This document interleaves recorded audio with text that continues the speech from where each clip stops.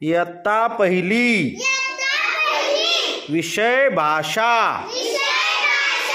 धडा 10 सोहमचा दिवस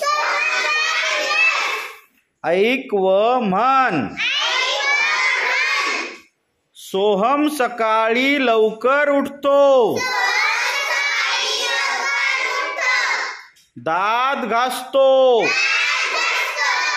साबण लावून अंघोळ करतो, जेवण करतो, गणवेश घालतो, आई बाबांना नमस्कार करतो,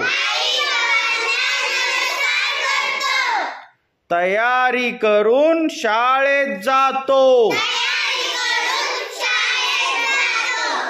गुरुजनांना नमस्कार करतो, शाळा सुटली की घरी येतो, मित्रांसोबत खेळायला जातो, घरी येऊन हातपाय धुतो, त्यानंतर अभ्यासाला बसतो, आई बाबा आजी आजोबांसोबत जेवतो,